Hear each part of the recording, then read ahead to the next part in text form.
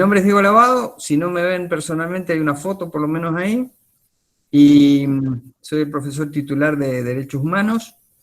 Vamos a compartir esta clase con Sandra Casabene, que también es adjunta en esta cátedra, y con Andrés Rousset. Además, un grupo de adscriptos que nos van a ayudar y nos van a acompañar para el desarrollo de todo este cuatrimestre. Le voy a dar la palabra a la doctora Sandra Casabene, que nos va a explicar brevemente cómo es el método, porque por las dudas, para el que todavía no se haya tomado conocimiento, este es el primer año que nosotros tenemos una nueva modalidad de dar las clases para dar las clases de derechos humanos, y además es el primer año que la materia es obligatoria entre un nuevo plan de estudio. Antes era una cátedra que era optativa, y como era optativa, además, bueno, tenía la modalidad de que era promocional, pero los alumnos que concurrían a la cátedra era básicamente por una elección entre otras optativas. Ahora forma parte de la currícula de las materias obligatorias. Sandra, te dejo la palabra. Ok. Bueno, bienvenidos, bienvenidas. Qué alegría estar con ustedes. Esperemos que este semestre con esta materia sea un semestre productivo, entretenido y que dentro de la dificultad del confinamiento y acompañarnos en esto de la virtualidad, porque les cuento que todos estamos aprendiendo con esto. Así que, bueno, tengámonos paciencia y decirles que esta cátedra está dispuesta, está a su disposición para todo tipo de consultas por WhatsApp. Si tienen problemas yo voy a explicar ahora cuál va a ser el sistema de evaluación, pero las personas que tengan problemas de conectividad, por favor comuníquense con alguno de los profesores, conmigo, con el doctor Lavado, con el doctor Rousset, o con los adscriptos, para que podamos ayudarlos y ver qué posibilidades hay en el caso que no se puedan conectar a las clases virtuales que van a ser todos los miércoles a partir de las 3 de la tarde. Esta materia se va a aprobar con 80% de asistencia, más un cuestionario por bolilla que van a tener que tener los alumnos, más una instancia escrita de un escrito argumentativo sobre un caso hipotético que se les va a asignar a ustedes el rol de representante de los estados o de víctima, y una etapa final de participar en un MUTCUR, en un simulacro de juicio ante la Corte Interamericana de Derechos Humanos, que eso lo vamos a hacer por Zoom y por grupo. No quiero atosigarlos, tranquilos. Lo que les quiero decir es cómo va a ser el sistema de evaluación. Las clases van a ser teórico-prácticas y estamos absolutamente, como les digo, a su disposición para lo que necesiten. Esto es importante. Si tienen problemas de conectividad, por favor comuníquense con nosotros para poder resolverles de alguna manera los temas. No van a haber parciales, sino que en esta modalidad, basada en estas 4 fases o en estas 4 instancias, es que se aprueba y se promociona la materia de derechos humanos. Así que bueno, les deseo toda la suerte, van a tener profesores internacionales, ya seguramente lo va a decir Andrés, vamos a tratar de que cursen en una universidad extranjera con profesores y compañeros extranjeros también en algún momento, eso lo estamos armando, esperemos conseguirlo, pues en realidad tenemos pocas clases, pero bueno, decirles que vamos a tratar de tener una cátedra súper entretenida, súper divertida, y lo que a nosotros nos parece muy importante es que ustedes aprendan haciendo. Aprender haciendo no se olvida nunca, ¿no? O sea, aprender como loro se olvida. Aprender haciendo forma parte de la experiencia y no se olvida nunca, y eso es lo que vamos a tratar de hacer en esta cátedra. Y decirles que queremos que se comprometan, y que se comprometan porque la verdad que es mucho más interesante aprender que estudiar. Así que el desafío y la consigna y nuestra propuesta como cátedra es esa. Acompáñennos para aprender y para aprender juntos y haciendo, ¿no? ¿Listo por mí? Adelante Andrés y Diego.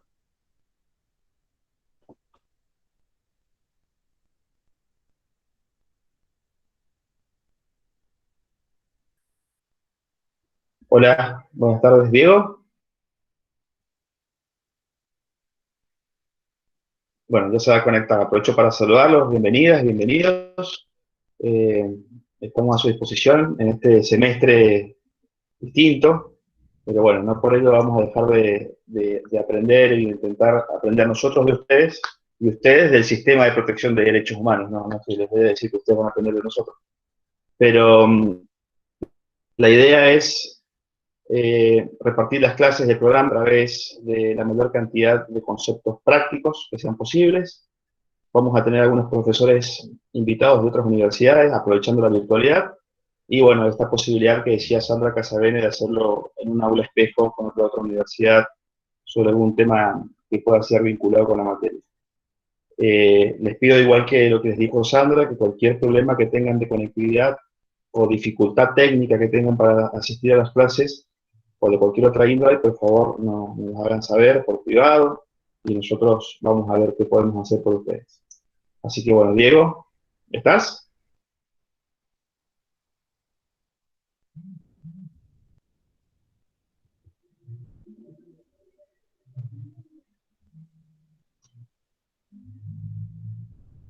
Bueno, mientras seguimos esperando al doctor Lavado, una cuestión para que ustedes vayan viendo, las clases son de 3 a 5, pero la idea es que sea de 3 a 4 y la hora restante ustedes puedan trabajar con la virtualidad, específicamente con los conceptos del aula virtual. Ustedes ingresan al aula virtual, van a ver que tienen distintos tipos de recursos, una especie de libretita que se llama libro, en donde ustedes van a encontrar conceptos resumidos de los puntos más importantes de la bolilla. Después van a encontrar bibliografía de los puntos del programa. Y finalmente, lo estamos terminando de armar, algunos recursos visuales, algunos recursos auditivos, como podcast de especialistas y juristas de la materia.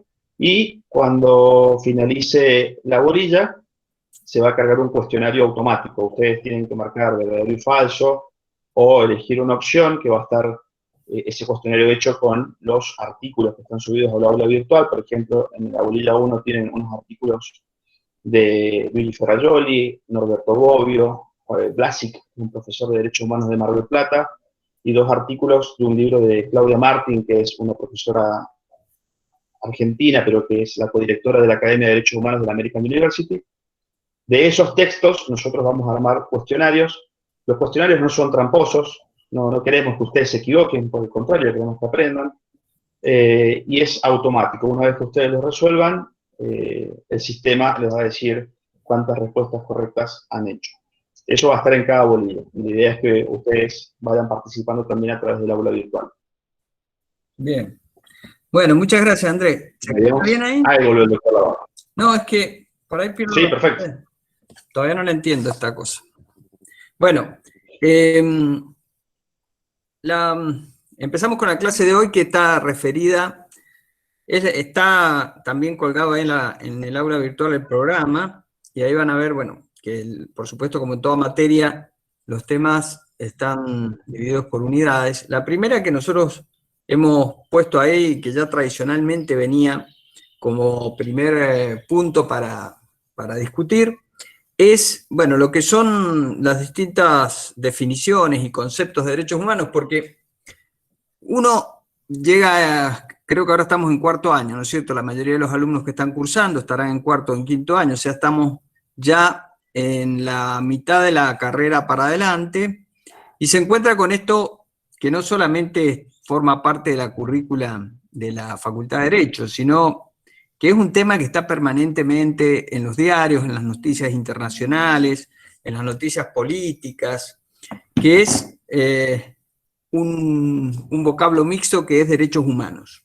Bueno, yo les quiero contar un poco cuál ha sido la llegada de mi generación al tema de derechos humanos, porque los alumnos que están cursando hoy y que en los últimos 10 o 15 años se han recibido en nuestra facultad, han visto esta materia como una materia independiente, una materia autónoma, pero esto no es de hace mucho tiempo. O sea, el tema de la currícula de los derechos humanos es algo relativamente reciente. O sea, podríamos decir, de los años 90 se empezaron a consolidar las primeras cátedras de derechos humanos en las universidades nacionales, y hoy, bueno, tenemos cátedras de derechos humanos no solamente en la Universidad Nacional de Cuyo, en Mendoza, por ejemplo, sino existe también en la Universidad de Congreso, existen temas relacionados con derechos humanos que atraviesan toda la currícula de la Facultad de Derecho de la Universidad de Mendoza también. O sea, aparece como un nuevo casillero de las ciencias jurídicas. Y si uno se tuviera que guiar por la cuestión de cómo está compuesto esto, o sea, cuando nosotros hablamos de derecho de familia, bueno, es más o menos fácil pensar de qué se trata, o cuando escuchamos el título de derechos reales, sabemos que también de qué estamos hablando, o derecho de aguas, derecho del medio ambiente. Parece que el término de derechos humanos fuera de alguna manera reiterativo, porque en principio sabemos que dentro de la ciencia jurídica el principal sujeto de interés del derecho es la persona humana. Entonces, parece como reiterativo que como hay derechos que no son humanos, poco esa sería la primera reflexión. Pero entonces, ¿qué queremos decir cuando hablamos de derechos humanos? Porque también el término de derechos humanos es relativamente reciente en la ciencia jurídica. No solamente es reciente la configuración de una parte del saber jurídico que llamamos derechos humanos, sino también la terminología de derechos humanos es relativamente reciente. Podrían incluso ver ustedes que hay varios sinónimos que a lo largo de distintas etapas históricas se han estado utilizando para referirse más o menos a al mismo sector del saber jurídico. Más antiguamente se hablaba, por ejemplo, de derechos naturales. O sea, derechos naturales del hombre, por ejemplo. También se ha hablado en algunas otras épocas ya a finales del siglo XVIII, segunda mitad del siglo XVIII, de derechos subjetivos. También se utiliza, por ejemplo, el vocablo de derechos fundamentales. Esto lo van a escuchar, por ejemplo, en algunos países europeos y de nuestra habla.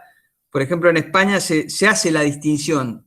Hasta hoy en día se habla de derechos humanos y se habla de derechos fundamentales.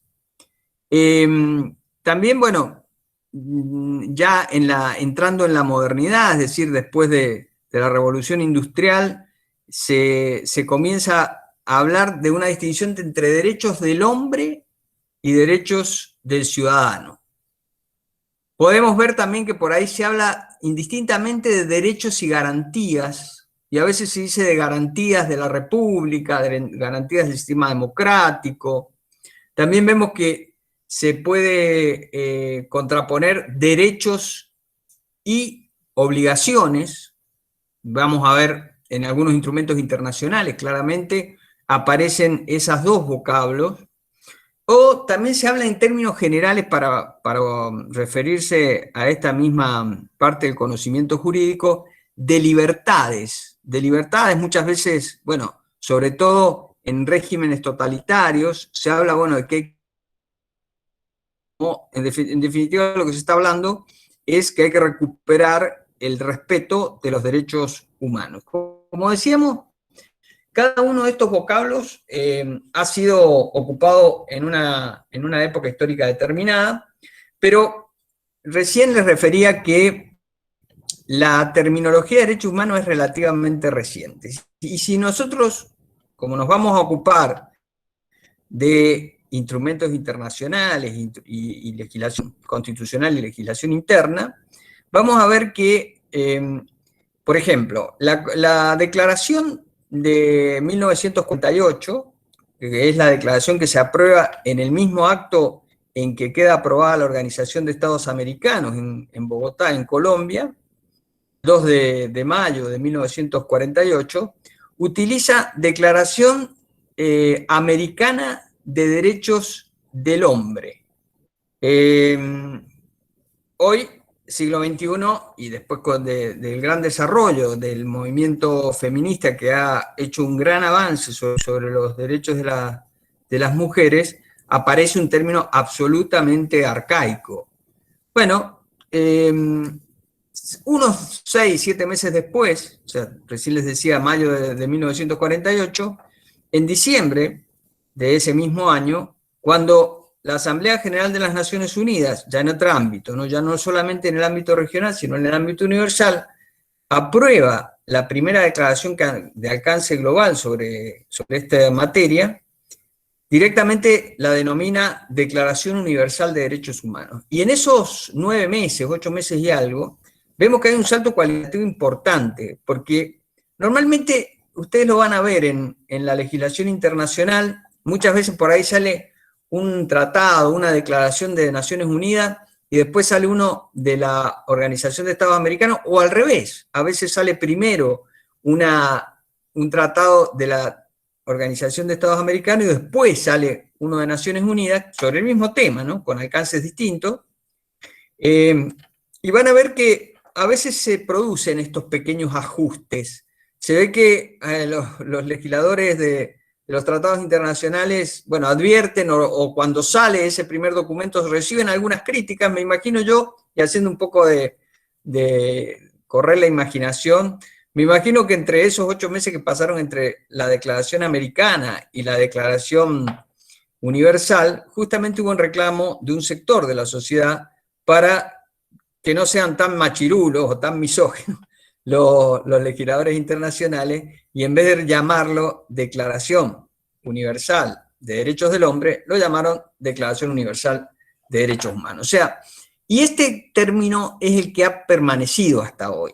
Y está bien que así sea, porque cuando hablamos de persona humana, estamos refiriéndonos a una concepción mucho más amplia, que si hacemos referencia, por ejemplo, a hombre, ciudadano, o incluso si se hiciera referencia a mujer o ciudadana, ¿no es cierto? Que es una forma de encarar el tema con la amplitud que merece.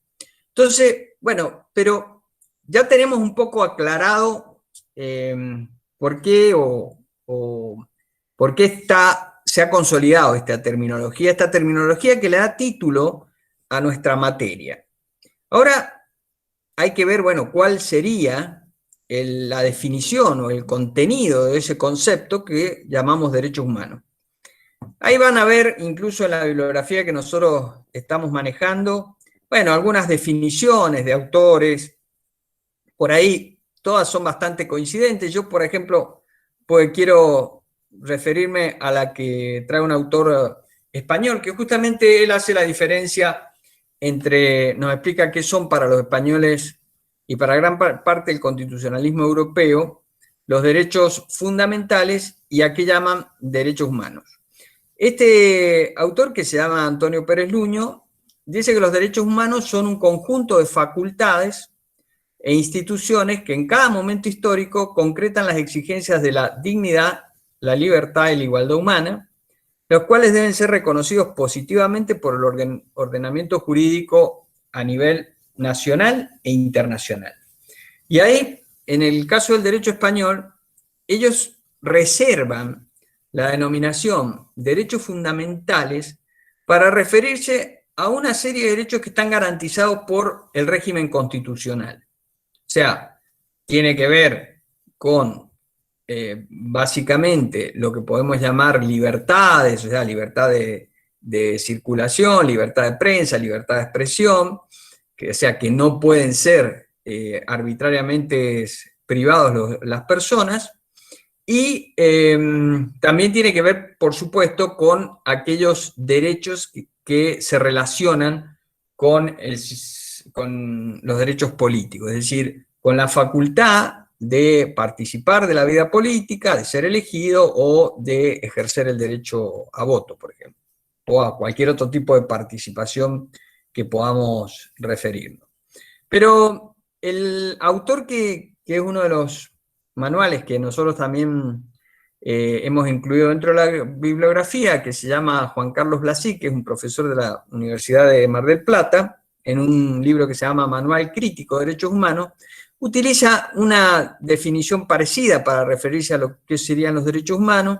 Dice que son aquellos que protegen la dignidad de la persona humana, sus valores derivados, la libertad y la igualdad. Fíjense la coincidencia entre Pérez Luño y Juan Carlos Blasic, es decir, hablan de los derechos que se ocupan de la dignidad, de la libertad y de la solidaridad o la fraternidad. Y además que ese ejercicio de estos derechos, bueno, tienden a hacer efectiva el pleno desarrollo de la persona, tanto de sus facultades físicas como morales, y además también lo vincula con la necesidad de que esos derechos sean garantizados normativamente, ya sea, bueno, a nivel interno, al más alto nivel, o sea, las constituciones, y también a nivel internacional, con esos tratados internacionales que hoy son tan populares como los tratados internacionales sobre derechos humanos. En síntesis, podemos decir, y ya un poco usando una definición más particular, más de la cátedra, diríamos, llamamos derechos humanos a todas aquellas expectativas vitales reconocidas a los miembros de la especie humana por su condición de tal. Esto tiene que ver justamente con el reconocimiento de la dignidad de la persona humana, o como integrantes de una comunidad. Esto ya tiene que ver, bueno, con lo que hacía al aspecto de los derechos políticos, y que por haberse logrado un elevado consenso universal, merecen ser protegidos por el ordenamiento jurídico nacional e internacional. Eso es básicamente lo que compone los derechos o la parte del ordenamiento jurídico que nos interesa a nosotros desarrollar en esta materia. ¿Por qué además en los últimos años, decíamos, han adquirido cierta autonomía científica? Porque los derechos humanos se diferencian bastante de otros ámbitos del saber jurídico. Cuando yo hice la carrera de abogacía, que fue básicamente a partir de los años 80, durante la década del 80, no existía, recién les contaba, no existía una materia que se llamaba derechos humanos, sino que era un punto o una unidad, en el mejor de los casos, del derecho internacional público. También se veía de alguna forma lo que serían derechos humanos dentro del derecho constitucional, o sea, los profesores de derecho constitucional también tenían en sus cátedras un apéndice que tenía que ver con derechos humanos. La independencia científica, digamos, se va adquiriendo a partir de la mitad del siglo XX, porque es cuando en ese momento se comienza a consolidar primero una legislación internacional a través de tratados, y después, en los años 90 y ya entrando en el siglo XXI, fuertemente y rápidamente, podríamos decir, sólidamente, se van asentando principios que ya superan esta división entre lo que sería legislación interna, constitución o leyes comunes, y tratados internacionales. O sea, hoy ya esta división, que incluso en nuestra vida profesional la hemos vivenciado antes sobre todo en la década del 90, que había como una suerte de, bueno, por un lado están los tratados internacionales que garantizan derechos, pero por otro lado están las leyes internas. Esta división todavía entre ordenamiento jurídico de origen internacional y de origen interno es fuerte en algunos regímenes jurídicos, incluso europeos. Les diría, en España es fuerte, en Italia y en Francia también lo es, y tiene una característica muy clara en los países latinoamericanos. Por supuesto que esta circunstancia de cómo se va construyendo una cultura jurídica tiene que ver con la historia de cada país. Si bien no desconocemos que en varios países de Europa han sufrido crueles dictaduras, como los 40 años de franquismo en España, sin ir más lejos, o la dictadura de Salazar en Portugal, o la dictadura de los coroneles en Grecia, los países latinoamericanos tuvieron en la década del 70 prácticamente, algunos una, y nosotros poco menos de una, pero poco menos de una década, digo, pero algunos más de una década, de regímenes dictatoriales muy fuertes y con muy claras violaciones a derechos humanos. Eso ha hecho también que en el ordenamiento jurídico, sobre todo latinoamericano, el desarrollo de los derechos humanos fue muy rápido y fue muy consolidado. Y entonces, hoy en nuestros países, como en Argentina, cuando hablamos de derechos humanos, no solamente estamos hablando de un ordenamiento jurídico internacional o de origen internacional. Estamos hablando de una parte del ordenamiento jurídico que tiene origen internacional, pero que también tiene un origen nacional y que hoy dialogan e interactúan de manera muy dinámica. Hoy en cualquier tribunal como le diríamos, de primera instancia, o en cualquier tribunal incluso que administra alguna suerte de poder sancionador, la presencia de los derechos humanos es muy fuerte.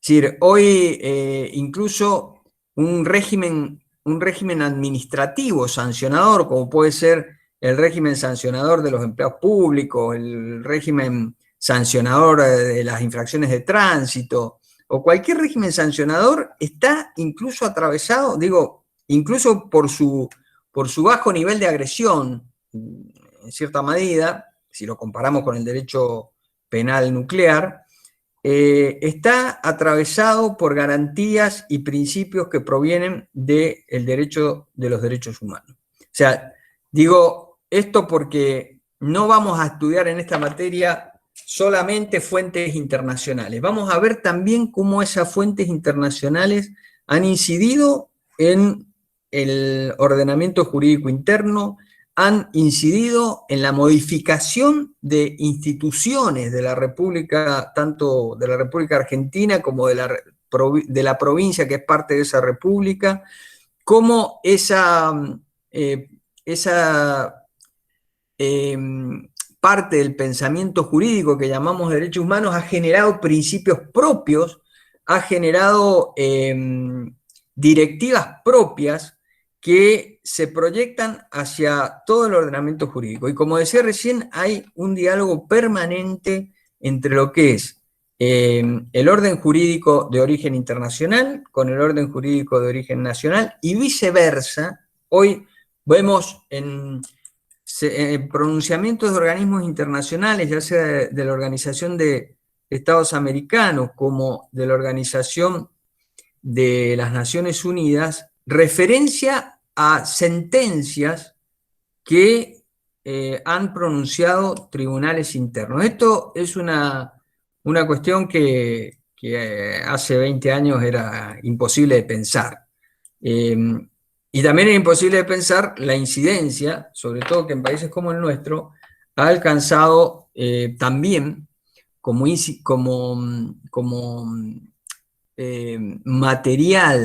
material doctrinario y con peso jurisprudencial los pronunciamientos y la doctrina sobre los pronunciamientos de organismos internacionales, de tribunales internacionales, de órganos cuasi jurisdiccionales, como por ejemplo la Comisión Interamericana de Derechos Humanos, en lo que dicen los tribunales internos. Hoy es común, por ejemplo, que si se está discutiendo una cuestión que tiene que ver con la detención de una persona, sobre todo el mantenimiento en detención de esa persona antes de ser condenada, es decir, lo que conocemos normalmente como prisión provisoria, prisión preventiva, detención precaria, lo que queramos, el título que queramos ponerle, vamos a ver que fiscales, defensores y jueces citan permanentemente el caso Peirano Basso de la Comisión Interamericana de Derechos Humanos o los principios y buenas prácticas para el tratamiento de personas privadas de libertad, que a los pocos meses del informe de fondo de la Comisión Interamericana sobre el caso Peirano Basso, sacó la Comisión Interamericana, y eso es directrices que son tomadas por los actores jurídicos, no solamente por los defensores. Son tomadas por los defensores, son tomadas por los querellantes, son tomadas por los fiscales y finalmente son vertidas por los jueces en sus sentencias para justificar un pronunciamiento en uno u otro sentido, o para diferenciarse diciendo, bueno, pese a que la Comisión Interamericana nos dice en el informe de fondo del caso Peirano Basso que la prisión preventiva debe ser una medida excepcional, sin embargo, en el caso que nos ocupa pasa tal cosa que es distinta a ese precedente y de tal modo que vamos a resolver de manera contraria o, en otro caso, de manera en sintonía con esos principios y esas directrices establecidas por este órgano internacional. Bueno, y decía recién que tienen esta autonomía científica, cierta autonomía científica, que ya no está como una parte del derecho internacional, ni como un apéndice del derecho constitucional, sino esta cierta autonomía científica que ha ido ganando los derechos humanos como parte del ordenamiento jurídico, está dada también porque tiene características particulares. Por ejemplo, y muchas de estas características particulares fueron enunciadas desde un momento. Por ejemplo, cuando en la época antigua medieval se hablaba de derechos naturales, incluso antes de la modernidad, es decir, en épocas premodernas, cuando se hablaba de derechos naturales, bueno, de alguna manera se estaba diciendo que eran derechos que tenían las personas, en ese momento más que nada los hombres, y que tenían los hombres de algún modo por su condición de tal, o porque estaban hechos a imagen y semejanza de Dios, y queríamos darle alguna raigambre supranatural, pero básicamente que eran derechos esenciales, y hoy también se dice que los derechos humanos son derechos esenciales, intrínsecos o inherentes a la persona humana. Que además, cuando se hablaba de derechos naturales, por ejemplo, o derechos del hombre, ya en la modernidad, como lo toma la Declaración Francesa de Derechos del Hombre y del Ciudadano de 1789, bueno, hablaba de que eran derechos que eran irrenunciables para el hombre. Hoy hablamos de que son derechos inalienables, o sea que ninguna persona, ni en ese primer momento, ni ahora, puede ser privada de estos derechos. O sea, esto es muy importante porque, y hago un paréntesis acá, por ahí se dice, bueno, los únicos que en la Argentina tienen derechos humanos son los delincuentes. Porque hay mucha gente que piensa que cuando una persona comete un delito, o se sospecha que ha cometido un delito, es decir, antes incluso de ser condenada, debe perder todos los derechos. Y justamente, por eso por ahí resalta que si quieren linchar a un ladrón, la policía tenga que intervenir y evitar que sea lesionado o que se le dé muerte, porque esa persona, por el solo hecho de ser una persona, o sea, por el solo hecho de formar parte del género humano, tiene estos derechos y no los pierde por ninguna razón. Bueno, vemos en otros ámbitos del derecho, por ejemplo, el derecho de familia, se me ocurre, qué sé yo, el padre que maltrata a sus hijos, como lamentablemente vemos tan frecuente hoy en día, los padres que maltratan a sus hijos, incluso a veces que le dan muerte a alguno de ellos, o que abusan sexualmente, bueno, pierden todos los derechos que vienen implícitos con la paternidad. O sea, pueden ser privados de esos derechos. ¿Por qué? Pierden la patria potestad, pierden contactos, se dicta una orden de exclusión, de impedimento de contacto. Bueno, los derechos humanos no se pierden por ninguna razón. No se pierden y no se deben y no debemos tolerar que nunca se pierdan por ninguna razón. A lo largo de la historia hay ejemplos muy claros de que, sobre todo al principio, por cuestiones étnicas, por cuestiones religiosas, si nos remontamos a mediados del siglo XX, por ejemplo, el genocidio de los armenios por el pueblo turco, bueno, es una clara muestra de que el gobierno turco de ese momento negó la condición de persona humana a aquellos que tenían ascendencia armenia o que eran de origen armenio. Los nazis durante la Segunda Guerra Mundial, con el pueblo gitano, con el pueblo judío, hicieron lo mismo. O sea, le negaron la condición de persona y con eso le negaron todos los derechos que la condición de persona tiene implícita y que son inalienables, irrenunciables e imprescriptibles. Esto es lo que caracteriza, son algunas de las características propias de los derechos humanos que le dan una diferenciación con el resto del ordenamiento jurídico. O sea, hablamos, por ejemplo, de derechos imprescriptibles. No solamente inalienables, no solamente esenciales, imprescriptibles. ¿Qué quiere decir esto? Y que porque más que no los ejerza, yo no los pierdo. Y por más que el poder me impida que los ejerza, puede pasar como en España 40 años de dictadura. Pero cuando se terminó la dictadura, las personas que hacían 40 años que no podían, por ejemplo, ejercer el derecho al disenso, el derecho de la libertad de expresión, no lo habían perdido. No lo habían perdido por más que durante ese periodo no lo ejercieran. Así que esa es la característica, por ejemplo, de que son imprescriptibles. Y también se habla de que hay derechos, que los derechos humanos son interdependientes. Este es un concepto más reciente y que se comienza a elaborar en la jurisprudencia de los tribunales internacionales o de los órganos internacionales, porque la consolidación o el reconocimiento de los derechos humanos, tanto a nivel interno como a nivel internacional, bueno, ha ido por distintas etapas. Recién les decía, por ejemplo, que hasta mediados del siglo XX, en gran parte del mundo, pero concretamente en la Argentina, no se reconocían derechos políticos ni derechos patrimoniales a las mujeres, por ejemplo. Bueno, hoy son derechos absolutamente indiscutibles, siempre lo fueron. Siempre hubo reclamos, siempre hubo lucha por conquistar esos derechos, pero digo, hoy hay una conciencia y una cultura de que esos derechos existen.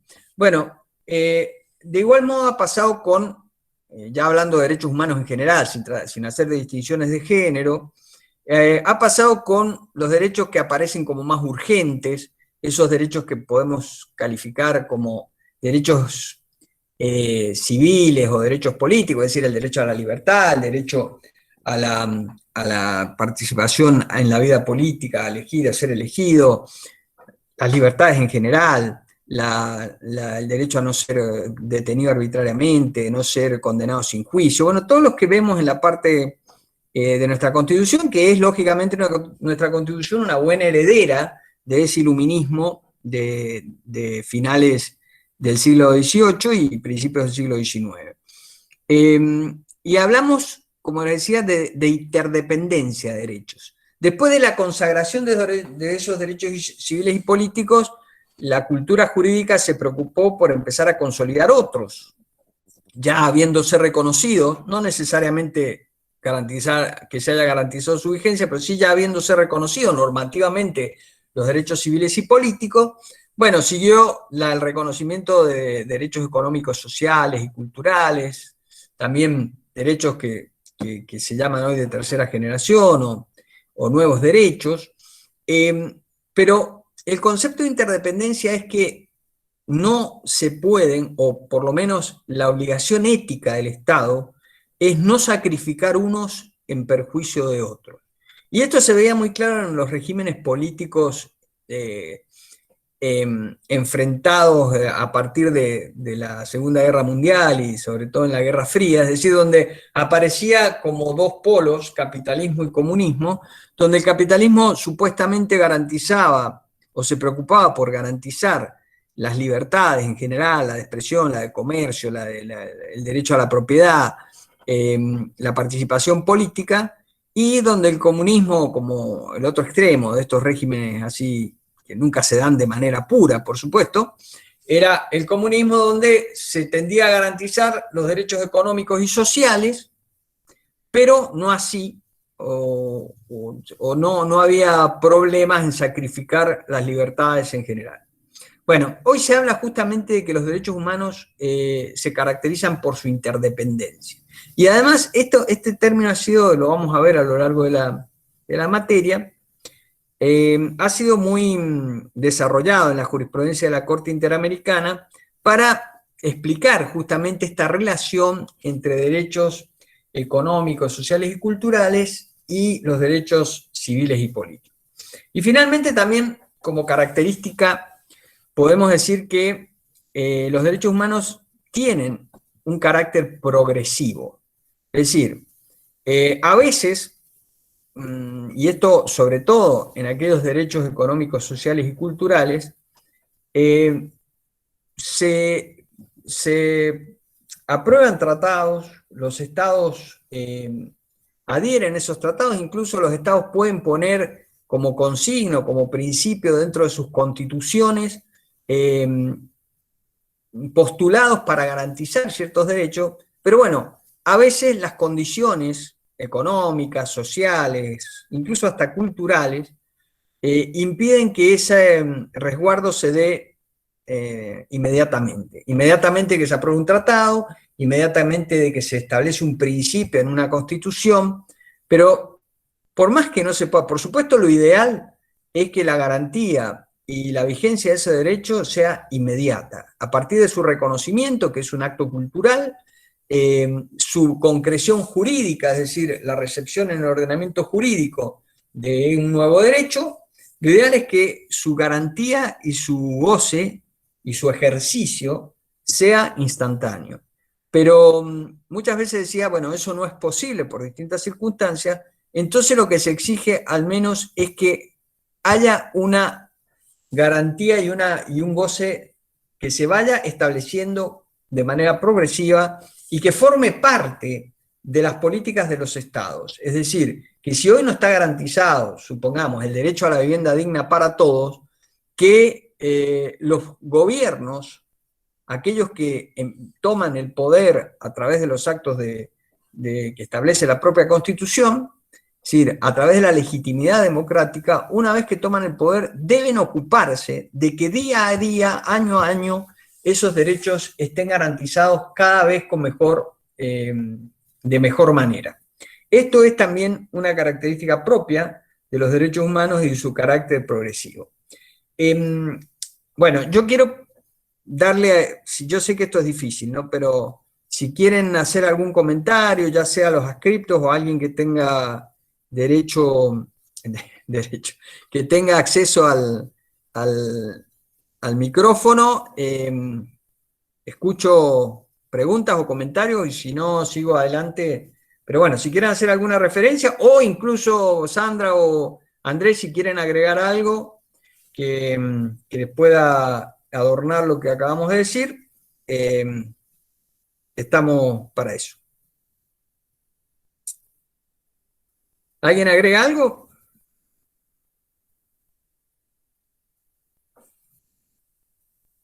Bueno, seguimos. Pregunto, ¿se escucha bien? Sí, Diego, se escucha perfecto. Bueno, menos mal que apareció una voz, porque yo tengo una pantalla acá negra que no sé. ¿Vos me ves, Andrés, o estoy cortada la imagen? No, esta es tu foto. ¿Cómo? Está mi foto. Sí, Está tu foto, si no está, no estás, lo he se te ve en vivo y en directo. Mirá, lo traté de liberar recién para ver si andaba, pero no sé, no se libera. No se aparece la imagen. Bueno,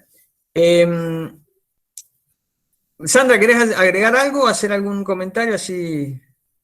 No, nada, que en realidad esto es una clase teórica, pero que vean que esto es lo que pasa en la vida real, eso es muy importante, asociar todos estos conceptos que está dando el doctor Lavao a la vida diaria, relacionarlo con la política, relacionarlo también, hacer este ejercicio de relacionar todo lo que ha dicho el doctor Lavado con respecto al confinamiento obligatorio, al tema de no poder entrar, salir y circular por el territorio nacional. Ustedes pueden sacar sus propias conclusiones, pero es un buen ejercicio esto de decir, bueno, a ver, hagamos este ejercicio. ¿Qué está pasando hoy con todo esto que tenemos limitados nuestros derechos por el tema del COVID? ¿Se justifica? ¿No se justifica? Ese análisis hágalo, porque forma parte de un poco de esto que estamos hablando. O sea, todos estos conceptos que el doctor Lavado está dando, aplíquenlos a la realidad que estamos viviendo hoy en el mundo y especialmente en la Argentina. Sin juicio de valor, simplemente hagan ustedes y saquen sus propias conclusiones.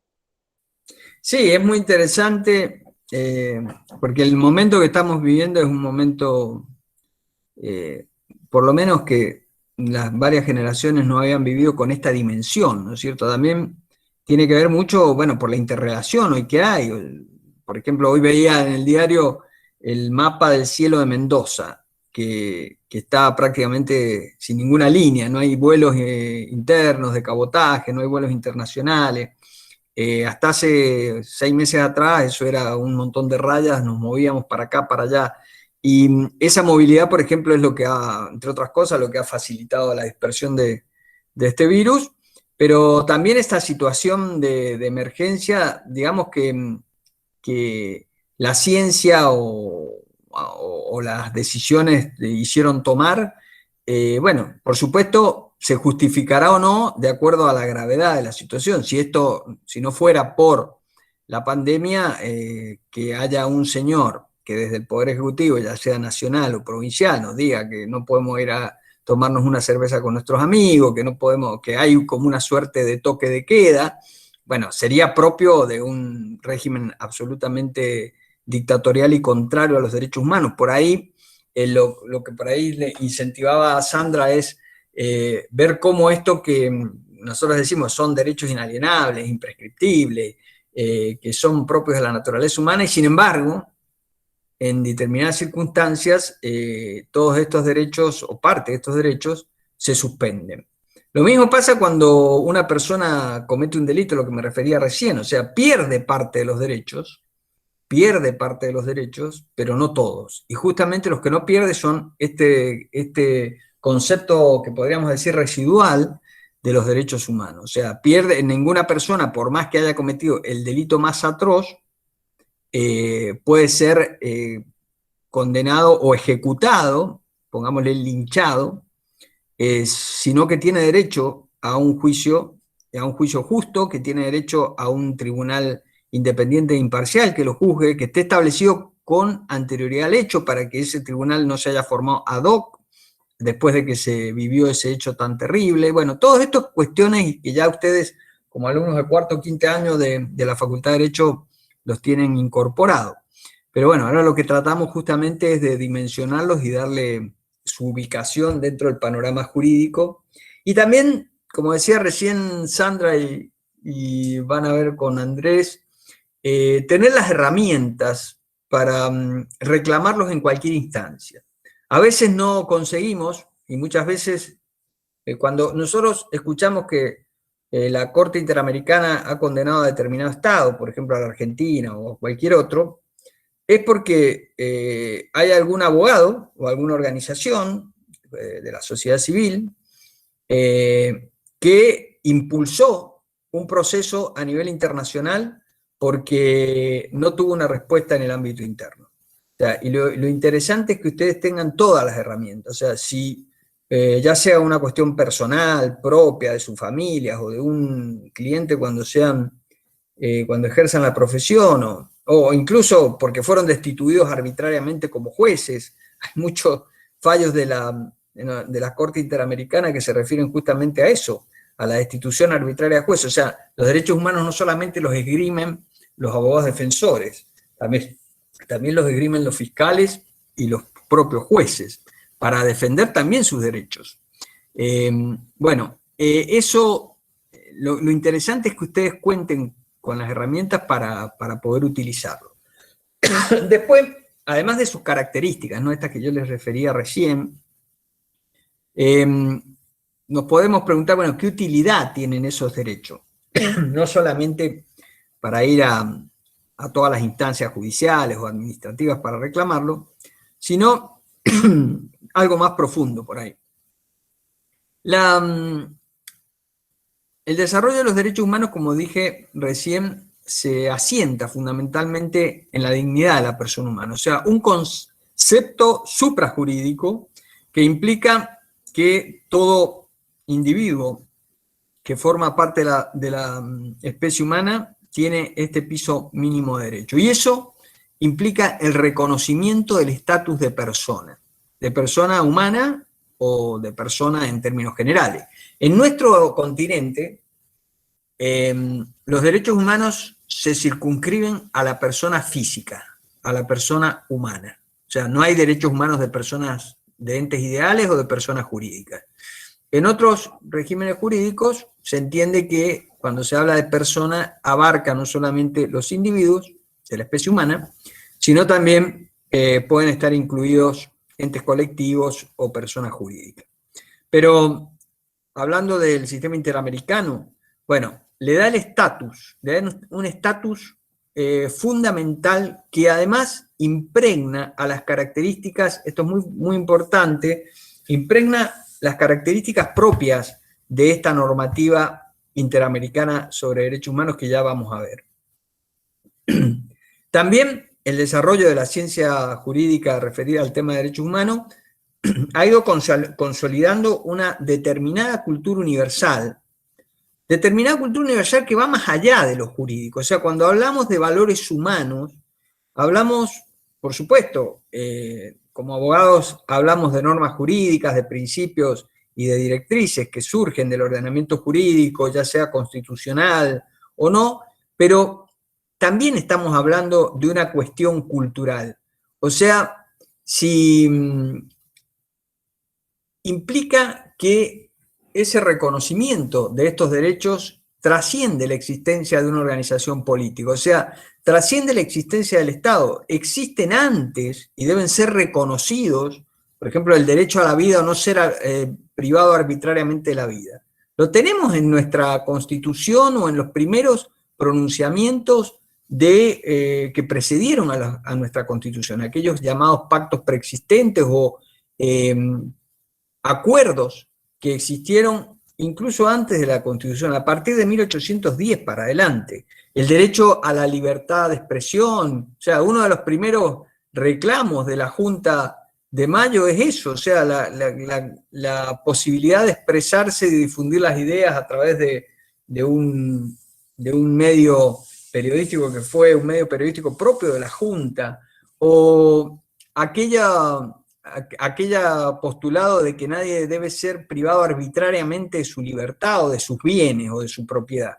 Esos son principios que están instalados en la cultura humana, más que cultura jurídica, en la cultura humana, antes de que se consoliden las estructuras institucionales de las cuales surgen las propias constituciones y las propias leyes. O sea, antes de ser un Estado, eso ya forma parte de la cultura universal y de nuestra cultura. Por supuesto que hay diversidades culturales que por ahí chocan con este consenso, por eso hablamos de que, bueno, hay determinados valores que tienen consenso en determinados lugares. Hoy, con la globalización cultural, y diríamos que hasta económica, esto ha pasado a universalizarse también. O sea, hoy reconocer, es muy difícil que un Estado que no reconoce los derechos políticos, los derechos patrimoniales a las mujeres, por ejemplo, pueda integrarse al mundo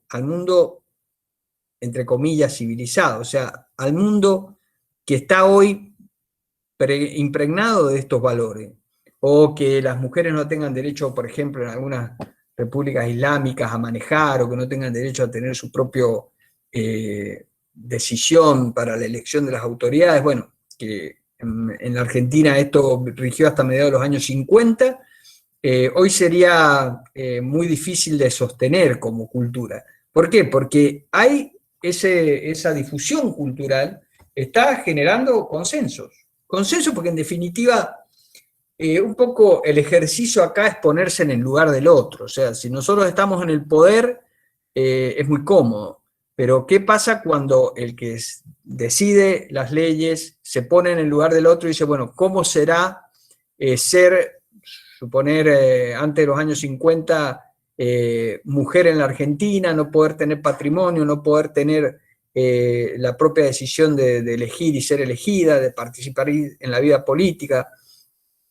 Bueno, justamente, esa cultura es lo que se va consolidando a partir de valores fundamentales y que son lo que en definitiva van a ir nutriendo y han ido nutriendo a lo largo de la historia la evolución de la consolidación y la consagración de derechos en el orden jurídico. También, lo dijimos un poco recién, pero el respeto a los derechos humanos le da legitimidad a un sistema político. Le da legitimidad a un sistema político porque ya hay una cultura global sobre derechos humanos. Mientras un Estado mejor garantiza los derechos de sus ciudadanos, de las personas que ocasionalmente pasan por el territorio sometido a la jurisdicción de ese Estado, más legitimidad política va a tener. Y esto es un poco un círculo vicioso, o sea, por ahí se dice, no hay democracia si no hay respeto a los derechos humanos, o sea, cualquier régimen, por más que mantenga una democracia desde el punto de vista formal, no puede llamarse propiamente una democracia si no respeta los derechos humanos, y viceversa, o sea, no hay respeto a los derechos humanos si no es en un régimen inclusivo, en un régimen que integre a todos los sectores, y lo que hoy se llama una democracia deliberativa, es decir, una democracia que no solamente se impone por la decisión de las mayorías, sino que contempla en esas decisiones mayoritarias las opiniones de todos los sectores. El otro aporte importante que hace la cultura y el bagaje jurídico de derechos humanos es que le da unidad y coherencia al ordenamiento jurídico. Esto lo vemos muy claro, por ejemplo, en las agrupaciones interestatales, qué sé yo. Digamos, por ejemplo, la Comunidad Europea o la Unión Europea. Bueno, a partir de que hubo una decisión política que primero está asignada fundamentalmente por una integración económica, pero después se va sumando permanentemente una sintonía de los propios regímenes constitucionales y legales, hace que esa sintonía se haga en sintonía de respeto a los derechos humanos. O sea, hoy la Unión Europea está conformada por países que tienen distintos idiomas, distintas religiones, distintas historias, distintas tradiciones políticas, distinta conformación étnica, y sin embargo, porque existe una Convención Europea de Derechos Humanos, o porque existe un Tribunal Europeo de Derechos Humanos, necesariamente para que, y allá está incluso más marcado que acá, necesariamente para integrarse a esa comunidad de países, los países deben respetar un piso mínimo de derechos. Y esto entonces, decíamos, le da unidad y coherencia jurídica a esa unidad de Estado que en principio puede haberse iniciado por intereses económicos. O sea, ya no se es aceptable, por ejemplo, que en un Estado que pretende entrar a la Unión Europea, bueno, mantenga la discriminación de ciertos sectores o que tenga ciertas limitaciones para el acceso al empleo público o para el acceso a la educación por cuestiones de género, por cuestiones étnicas. O sea, no es posible que se integre a esa comunidad de países si no es a partir de una coherencia y una unidad de criterios en materia de derechos humanos.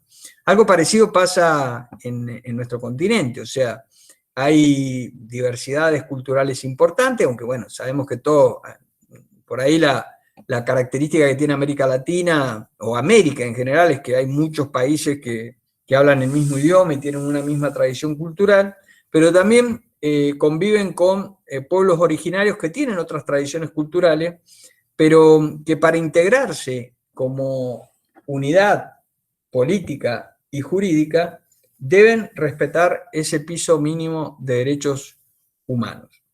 Y bueno, eso hace también, como se va generando un consenso, como hay una cultura común, es lo que va reforzando también la necesidad de la tutela jurídica, o sea, que no queden solamente, y esto lo vemos nosotros en los procesos constitucionales, por ejemplo, del siglo XVIII para acá o XVII para acá, donde los principios se cristalicen en una norma fundamental, para que los avatares de la coyuntura no hagan que determinados valores se pierdan o se mantengan, sino que se permanezcan en el tiempo. Esto es lo que hace, por un lado, las constituciones, es decir, cuando establecemos una serie de principios y garantías, para que no sea fácil privarnos de esas garantías que ya todos estuvimos de acuerdo en un momento histórico que debían reconocerse, o de esos derechos que deberían reconocerse, para que no haya fáciles retrocesos, porque esto tiene que ver con el carácter progresivo, es decir, las garantías de los derechos y el respeto y la vigencia y el ejercicio de esos derechos debe darse de manera progresiva, cuando no se puede dar de manera instantánea, pero este concepto de progresivo también hace que es inaceptable que una vez que se llega a un piso de protección de derechos, se retroceda. Bueno, después podemos ver, y eso no quiero sobreabundar en esto, pero algunas clasificaciones que tenemos de derechos, algunos, ya recién hablé un poco de la terminología, pero ahora fundamentalmente ordenar algo que ya habíamos estado diciendo. O sea, cuando hablamos de derechos humanos, encontramos muchas fuentes. Encontramos, bueno, principios generales que, como decía recién, forman parte de la cultura de un determinado país, de una determinada región, de un determinado territorio, incluso de la comunidad internacional toda. Como decía, hay principios y costumbres. Después, esos principios y costumbres, normalmente con esta necesidad de consolidarlos a través de un régimen normativo, se expresan en principio en declaraciones, en pronunciamientos más flexibles, que van llevando ya esos principios culturales a un cierto rigor normativo. Y normalmente esas declaraciones inciden en la legislación interna, a veces en las constituciones, y después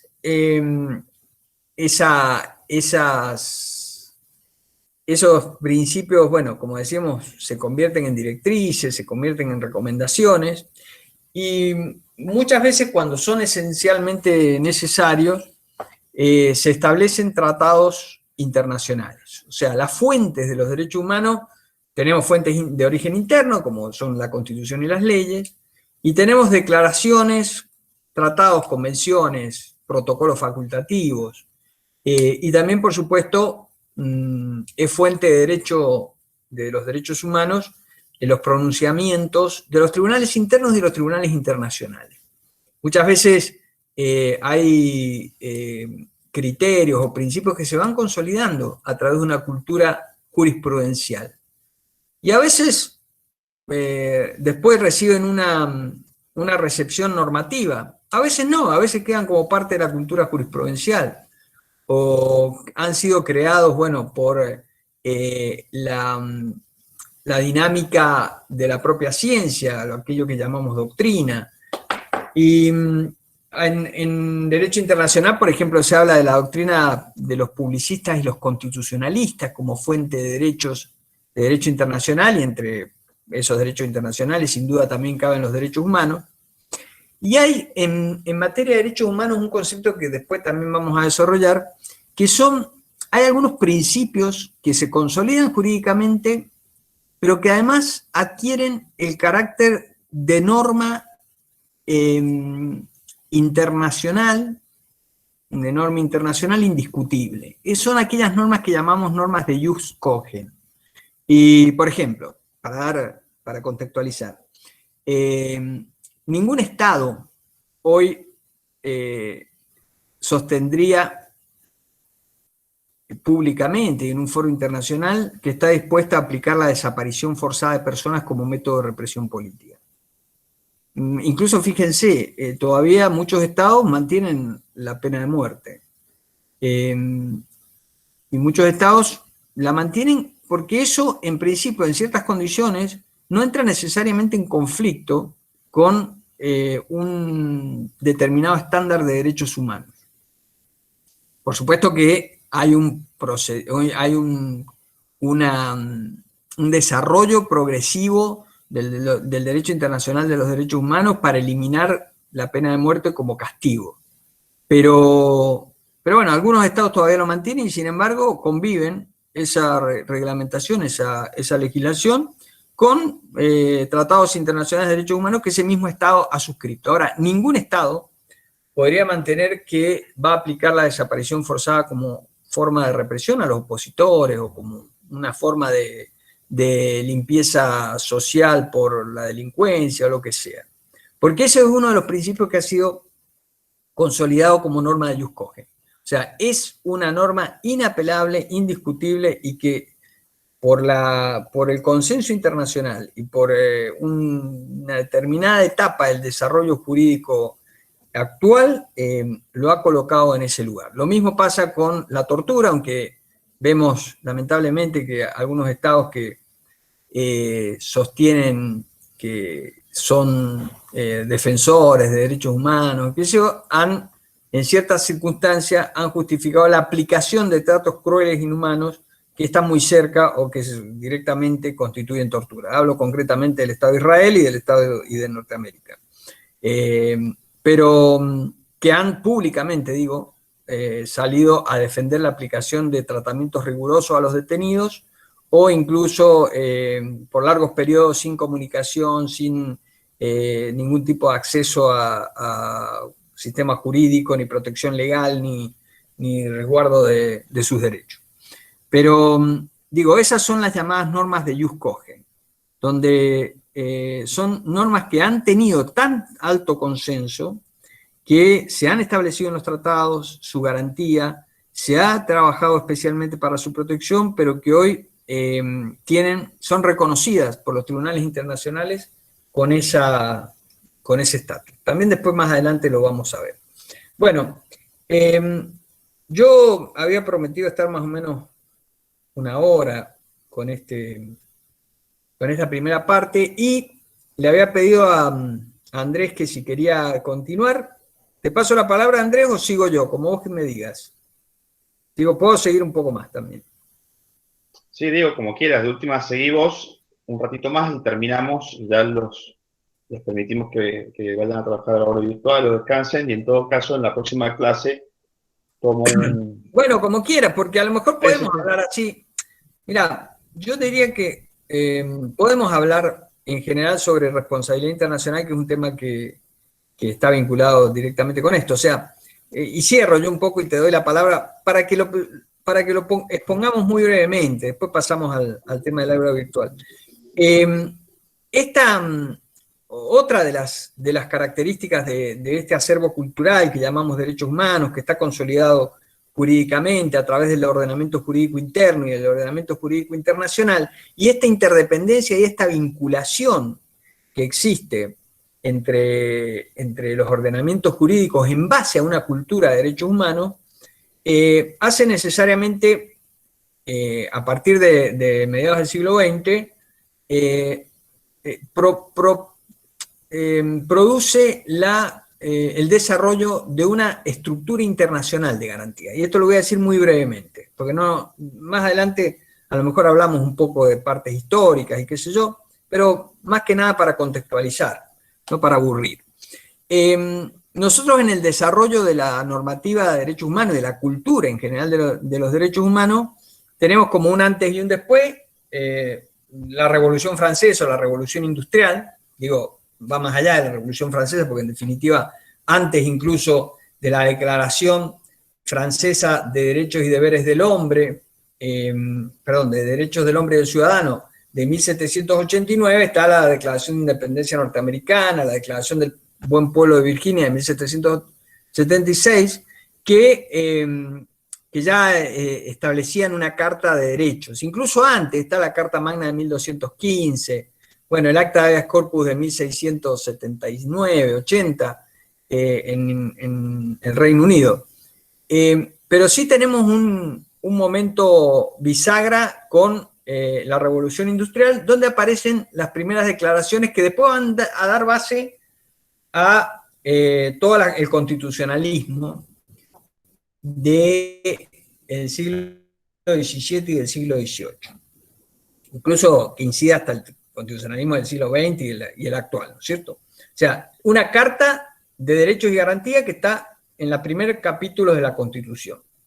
Bueno, eso funciona muy bien, e incluso si ustedes se detienen en los textos clásicos que leyeron nuestros próceres, por ejemplo, San Martín, Belgrano, eran grandes lectores de John Locke, de Montesquieu, del espíritu de las leyes, del contrato social, o sea, de esos libros que los formaron, porque muchos de ellos se formaron en universidades europeas, y que inspiraron el proceso independentista, incluso, tanto en Estados Unidos como en los países de América Latina, donde incluso la Argentina, o lo que era en ese momento el virreinato del Río de la Plata, tuvo tanta incidencia.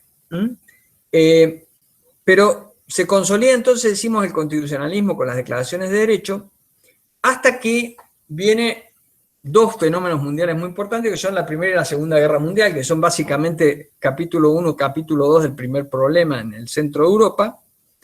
Y ahí, después de que termina esta contienda de magnitud mundial que involucró a numerosos países, empieza otra, o sea, se da otra bisagra. O sea, en el constitucionalismo clásico, el postulado, por ejemplo, si ven desde Montesquieu o de John Locke, o incluso en el Leviatán de Hobbes, se habla de que que hay derechos naturales, que hay derechos inalienables, que el individuo conserva y que todos los otros los entrega al Estado para que garantice parte de sus derechos. O sea, de alguna manera cedemos libertades para que el Estado, el Leviatán, nos proteja.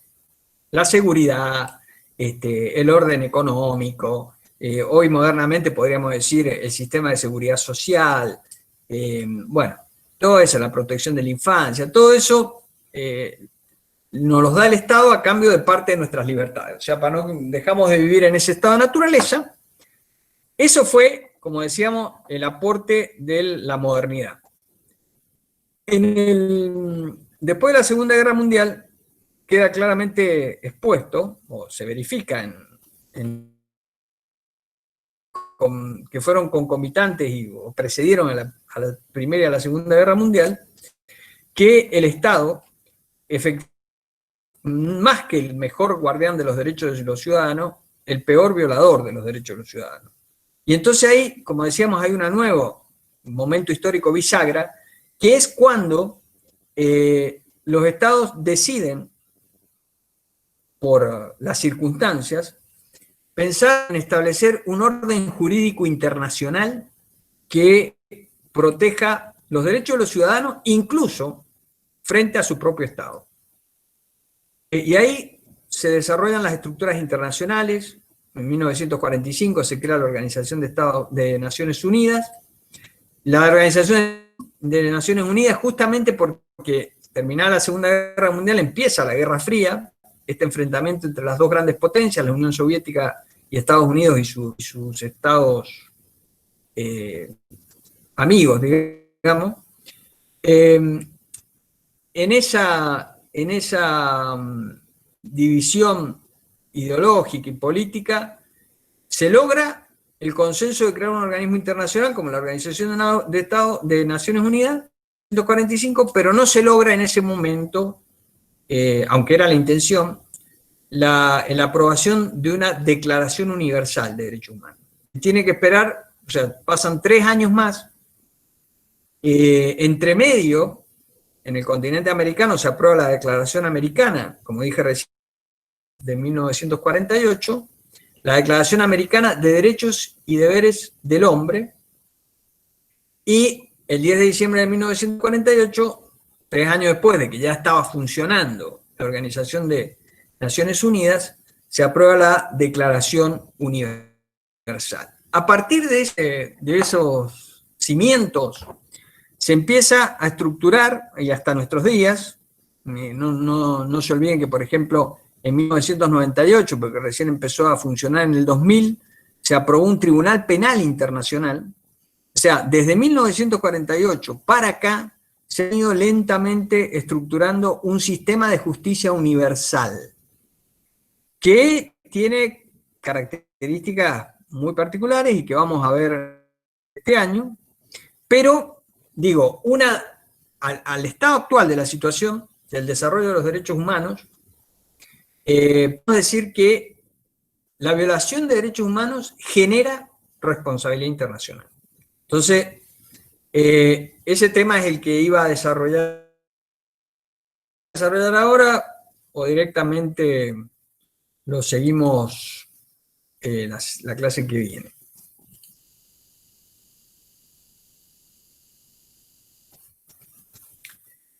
Hola.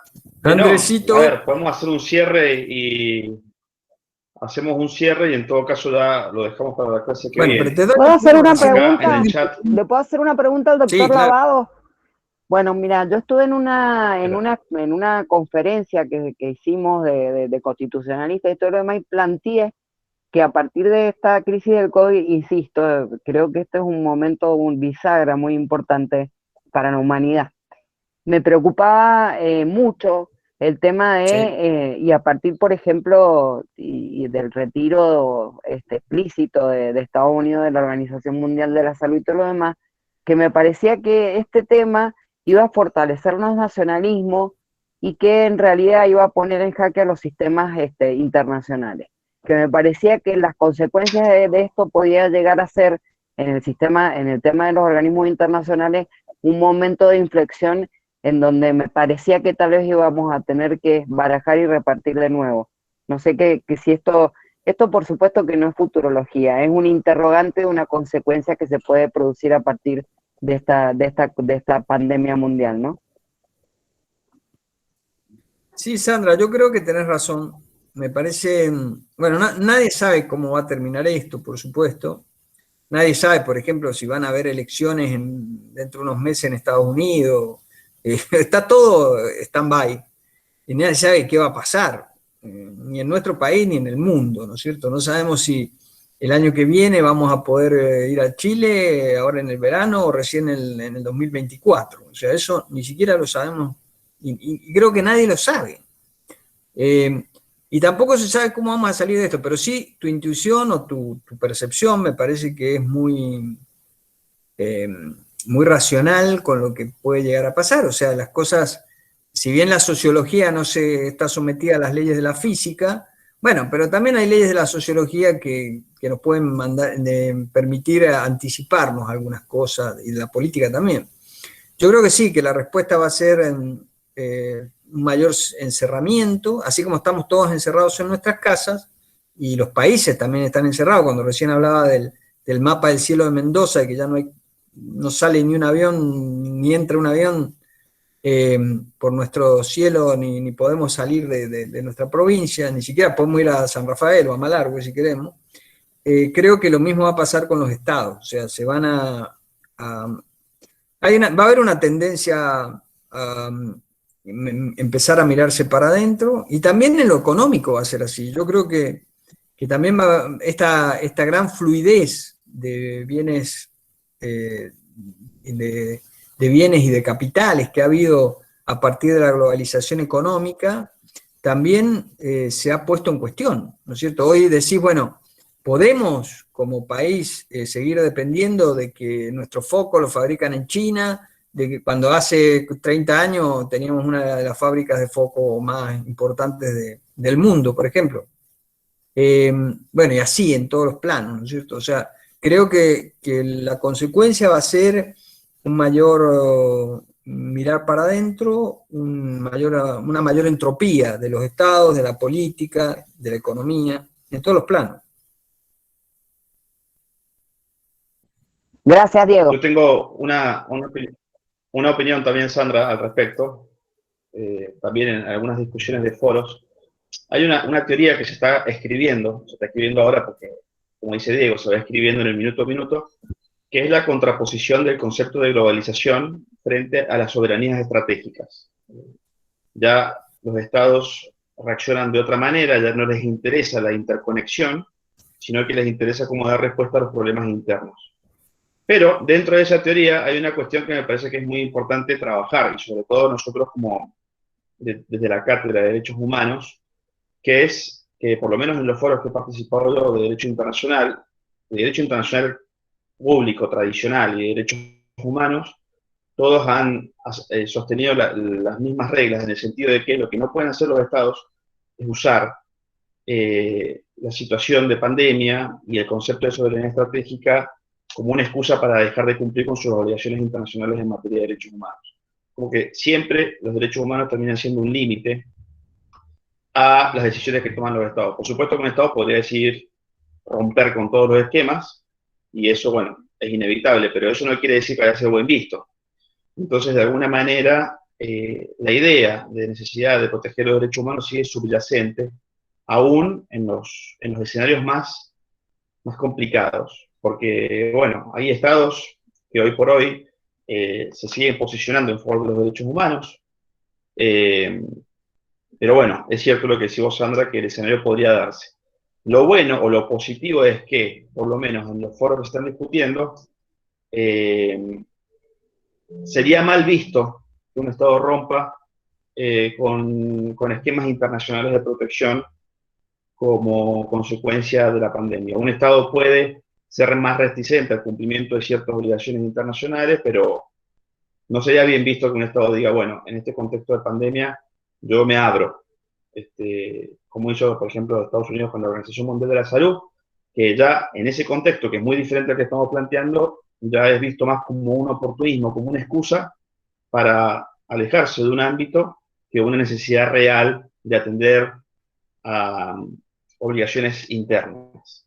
Entonces me parece que nosotros tenemos que trabajar en establecer cuáles son los límites en los cuales un Estado válidamente puede o bien incumplir una obligación internacional o apartarse. Por ejemplo, si Argentina decidiera abandonar el sistema interamericano como conflicto de la pandemia. Por supuesto que puede pasar, sería el peor escenario, pero bueno, por lo pronto, o por lo menos nosotros decirle, bueno, cuáles son los límites, cuáles son las condiciones que se tienen que dar para que en nombre de la situación que se vive, un Estado pueda hacer lo que quiera. Porque hoy, por ejemplo, todas las medidas que adoptan los Estados en materia de regulación son distintas. Algunos Estados son tienen una apertura más a lo económico, otros más a lo securitario, otros a la salud, pero todos los Estados están sometidos a reglas. Por ejemplo, en materia del sistema interamericano, o sea, todos los Estados americanos tienen como límite el artículo 27 de la Convención Americana. No pueden restringir ciertos derechos en nombre de una situación de emergencia. Y si quisieran hacerlo con mayor intensidad, tienen que informarle a la OEA. O sea, son reglas que incluso hoy, 5 meses después, mucho más en realidad, del inicio de la pandemia, se mantienen inalteradas. Lo que hay que ver, bueno, es estar atentos a cuáles son los cambios que se vayan dando y bueno, y en un momento decir, no, mire, eso no es válido, porque es cierto que muchas personas pueden decir, es el momento de que yo deje de cumplir con mis obligaciones internacionales. Yo no, válidamente podría decirle por qué. Porque quiero destinar determinados recursos o por lo que fuere, pero tenemos que estar nosotros con las herramientas en la mano para poder opinar si esa invocación a la situación de emergencia sanitaria es proporcional o es válida frente a la obligación que se quiere dejar de cumplir. Esa es mi opinión. Bueno, estudiantes, estas son las cosas que nosotros queremos que ustedes piensen y debatan, ¿eh? O sea, esto es la aplicación de todos los conceptos de esta clase y de lo que va a decir Andrés ahora a la realidad. Y esto, como les digo, es experiencia, y entonces cuando nosotros aplicamos los conceptos teóricos a pensar la realidad, y entonces nosotros aprendemos, incorporamos y vivenciamos los conocimientos. Así que por eso es muy importante que participemos en estas clases, para poder pensar y para poder bajar a la realidad todos los conceptos de las clases teóricas que se van a dar en esta materia. Gracias a los dos. ¿Te parece, Diego, que cerremos con algunas 2 ideas muy cortitas del último punto? Porque responsabilidad internacional está en la próxima bolilla, pero con 2 temitas, me parece, del punto 4 de la bolilla 1, y liberamos a los alumnos y a las alumnas que ya llevan un buen tiempo conectados.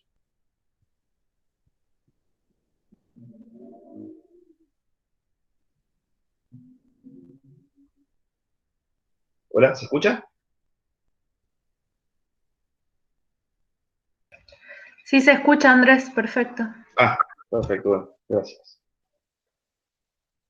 Bueno, voy a ser muy breve porque es la primera bolilla, siempre las bolillas 1 en todas las materias son difíciles de digerir, son muchos datos, mucha información, pero básicamente lo que, en correspondencia con lo que plantea Sandra, simplemente les quiero mostrar una cuestión. El programa es llamado a propósito de una determinada manera. Si ustedes se dan cuenta, la primera parte es alcance y fundamento de los derechos humanos. La segunda parte está pensado respecto del impacto que tiene el derecho internacional de los derechos humanos en el ámbito interno. Y la tercera parte, que es la más larga, son los mecanismos internacionales de protección. Porque independientemente de cuál es la postura que se adopte respecto al concepto de derechos humanos, más histórica, filosófica, sociológica o la que fuere, subyace la idea de protección internacional. O sea, ¿qué explicación tiene que veamos de vuelta derechos civiles y políticos y económicos, sociales y culturales en esta materia, si ustedes ya la vieron, por ejemplo, en derecho constitucional, si no es que los analicemos con su faz o su perspectiva internacional? ¿Cuál es el impacto que el derecho internacional ha tenido en la reformulación de algunos derechos? ¿Cómo los ha completado? ¿Cómo los ha, de alguna manera, perfilado a casos específicos que no estaban contemplados, etcétera? Pero bueno, yo simplemente les quiero mencionar que esta reseña jurídica e histórica que hizo el profesor Lavado nos permite a nosotros poner el foco en una cuestión que es cómo proteger los derechos humanos.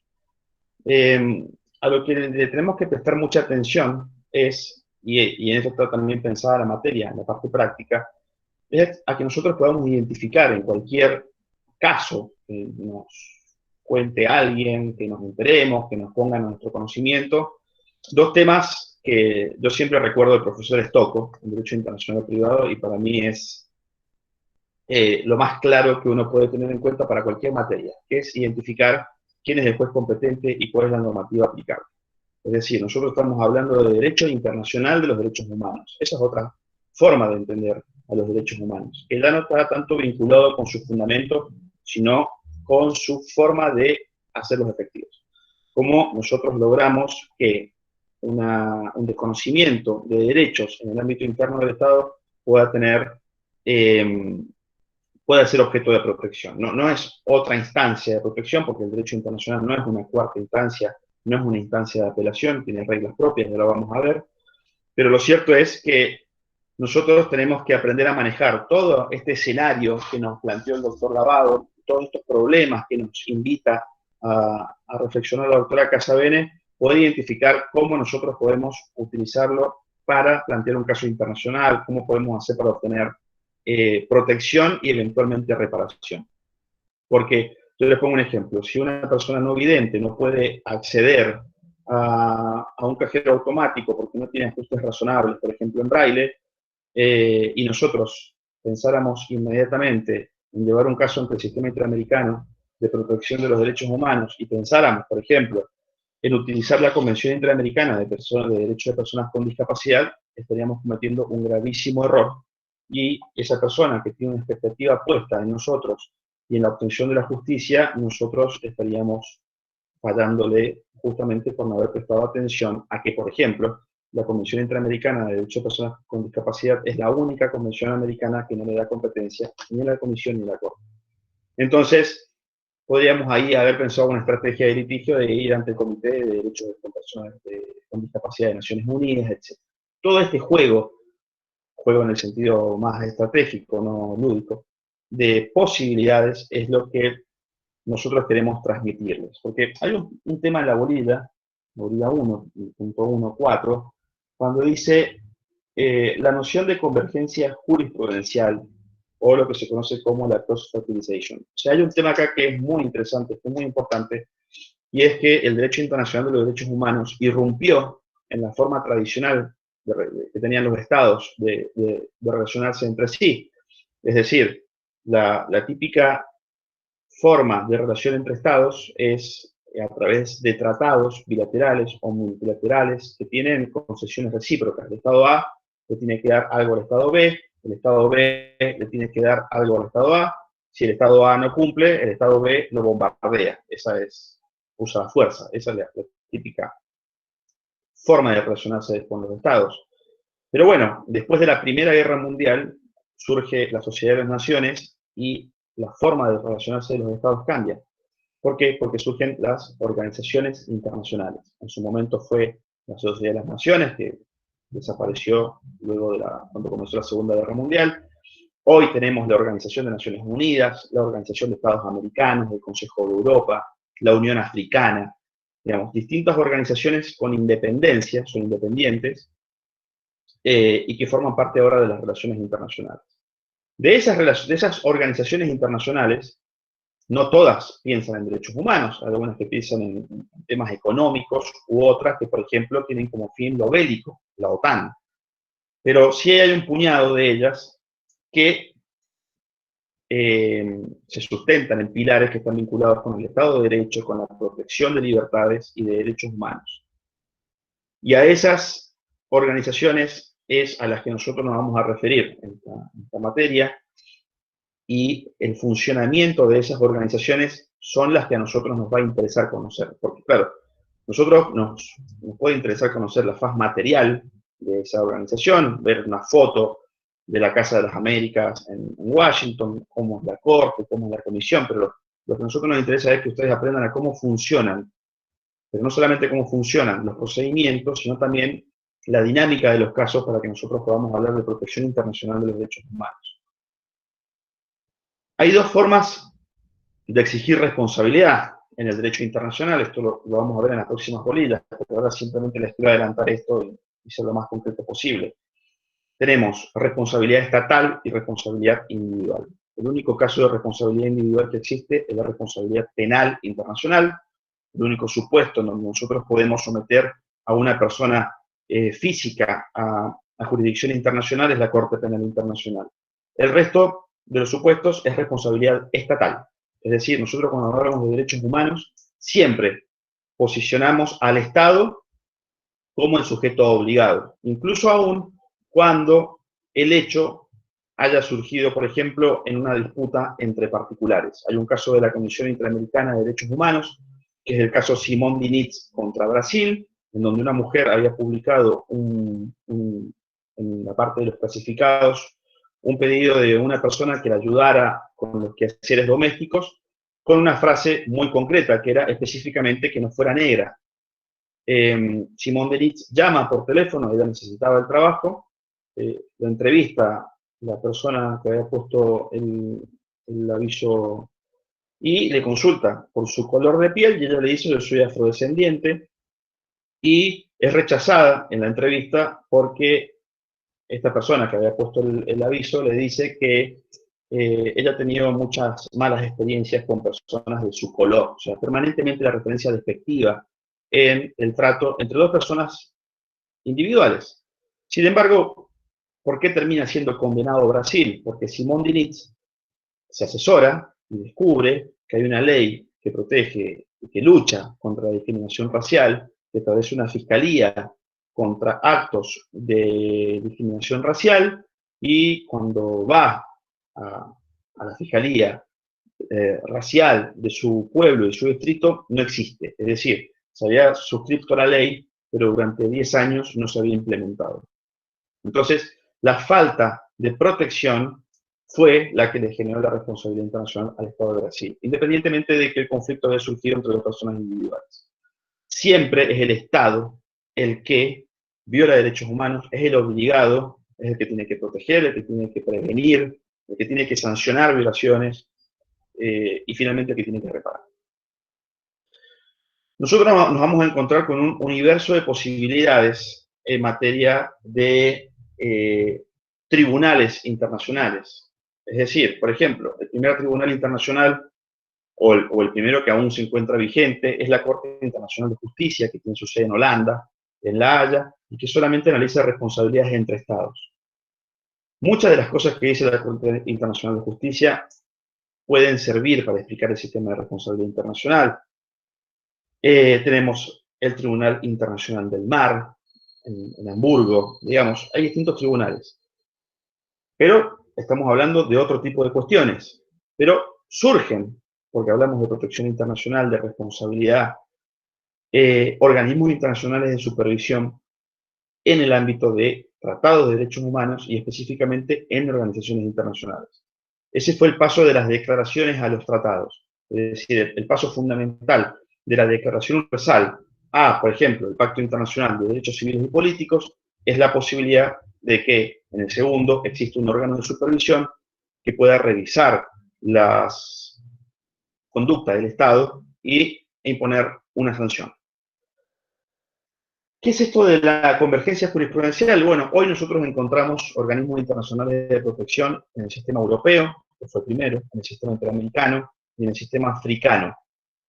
Cada uno a su tiempo, cada uno con sus particularidades, cada uno con su presupuesto. Es importante hablar de la realidad de los organismos internacionales, porque claro, es muy fácil. Una de las críticas que se le hace, por ejemplo, al sistema interamericano es la cantidad de años que se demoran sus casos, eso es cierto, se demoran muchos años, pero cuando uno analiza el presupuesto que tiene, por ejemplo, la Comisión Interamericana de Derechos Humanos, el personal que tiene y lo compara con un juzgado provincial, por ejemplo, bueno, se da cuenta que ese organismo internacional, con ese presupuesto y esa cantidad de gente que atiende miles, son 5.000 o 6.000 reclamos por violación de los derechos humanos de 35 estados, bueno, se explica. Por eso para nosotros es importante que ustedes también puedan tener ciertos datos de la faz material de los organismos de protección. Pero bueno, nosotros siempre creímos que Europa tenía sus problemas porque en la década de 60 los principales casos que se atendían eran, por ejemplo, sobre libertad de expresión. Las primeras sentencias de la Corte Interamericana de la década del 80 fueron por desaparición forzada de personas, pero las realidades van cambiando en los sistemas y en el año 2000 llegó el primer caso de libertad de expresión en el sistema interamericano por la prohibición de exhibir una película. Es un caso que lo van a ver después en la materia que se llama La Última Tentación de Cristo contra Chile. Y ahí la Corte Interamericana recurrió a un montón de jurisprudencia del sistema europeo que ya había trabajado en la materia. Pero luego, en Europa, cayó el muro de Berlín y se incorporaron al Consejo de Europa un montón de estados, como Letonia, como Estonia, como Lituania, que le aportaron al sistema europeo discusiones sobre, por ejemplo, las condiciones de las personas privadas de libertad. Entonces, ¿qué hizo el sistema europeo? Indagó en el funcionamiento del sistema interamericano, que tenía ya mucha historia en la materia, y allí se da este fenómeno que se conoce como la convergencia jurisprudencial, y que se usa mucho en la justicia y que ustedes lo pueden usar, y lo van a usar por lo menos en esta materia, pero lo pueden usar en la práctica de rendir sus exámenes, pero también en la práctica laboral, que es, por ejemplo, buscar respuestas que sean válidas para sustentar sus argumentos en otros sistemas de protección o en otros sistemas jurídicos. La convergencia jurisprudencial puede ser comparada. Yo puedo utilizar, por ejemplo, jurisprudencia del Tribunal Constitucional Español o del Tribunal Constitucional Colombiano, que son muy buenos tribunales, o de la Corte Suprema de Estados Unidos, sobre temas que ya existe cierto consenso, como decía el doctor Lavado, o en materia de derechos humanos puedo citar jurisprudencia del Tribunal Europeo o del sistema africano. Así. Y el sistema africano finalmente, que emite sus primeras sentencias a los primeros años 2003, 2004, toma la práctica del sistema europeo para algunas cuestiones y toma la práctica del sistema interamericano en lo que es quizás la principal característica que tiene el sistema interamericano, y lo vamos a ver a lo largo de toda la materia, que es el sistema de reparaciones que tiene para reparar justamente los daños que han sido causados por la conducta estatal. Y esto, y para cerrar, hay que vincularlo con el sistema de fuentes, porque claro, nosotros estamos acostumbrados a que nos hablen de fuentes como aquellas de donde surgen las obligaciones, ¿no? Pero bueno, por ejemplo, el artículo 38 del Estatuto de la Corte Internacional de Justicia, que ustedes tienen que tener muy presente en esta materia, usa las fuentes no como fuente, valga la redundancia, de obligaciones, sino como forma de resolver los casos. Por eso nos habla de los tratados, de la costumbre internacional, de los principios generales del derecho, de la jurisprudencia, etc. Y esto es muy útil en materia de derechos humanos, porque el derecho internacional de los derechos humanos rompe con todos los esquemas que nosotros conocemos en el ámbito interno. Y eso se da porque algunas cuestiones que pueden ser válidas en el derecho interno son inválidas en el derecho internacional. Por ejemplo, el servicio militar obligatorio puede ser válido al interior de un Estado, pero para el derecho internacional va en contra del derecho a la objeción de conciencia. Por eso, la importancia de que ustedes en la bolilla 3 vayan a ver derechos civiles y políticos, y económicos, sociales y culturales. Cierro con un ejemplo para que ustedes entiendan la complejidad que tiene un caso de derechos humanos y al mismo tiempo que estemos atentos a los hechos, al derecho, a la víctima y a su pretensión, es decir, a cómo podemos reparar el caso. Una de las primeras sentencias de la Corte Interamericana de Derechos Humanos fue un caso contra Surinam. El caso se llama Aloe Boe Toe, y es la ejecución extrajudicial de 7 integrantes de esa aldea, la aldea Poquigrón, que salieron a recolectar. O sea, estas 7 personas se encargaban especial y principalmente de la caza y de la recolección. Se adentran en la selva a tales fines, son interceptados por fuerzas militares que los confunden con guerrilleros, los obligan a cavar sus propias tumbas, los ponen de rodillas y los fusilan uno por uno, pero el séptimo, la bala hace un rebote en un hueso y se salva. Se salva, pero un par de horas, lo suficiente como para contarle a las autoridades lo que había pasado. Finalmente muere. El caso lleva todo el derrotero del derecho interno. Ustedes ya van a ver de que no cualquier caso puede llegar al derecho internacional, necesariamente se tienen que agotar los recursos de jurisdicción interna, ya lo vamos a ver en profundidad.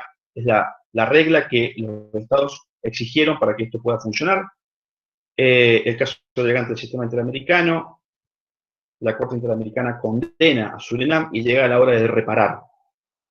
Nosotros tenemos un hecho, tenemos un derecho, o sea, calificamos jurídicamente ese hecho, por ejemplo, violación al derecho a la vida, a la integridad física, y reparamos. Bueno, ¿cómo reparamos? Y acá se dio una situación que fue un remesón para el sistema interamericano. Porque en la sentencia, lo que intenta explicar uno de los jueces del tribunal es que la violación para los derechos humanos tiene muchos efectos. Entonces, él lo grafica con una persona que arroja una piedra a un estanque y se van generando ondas concéntricas.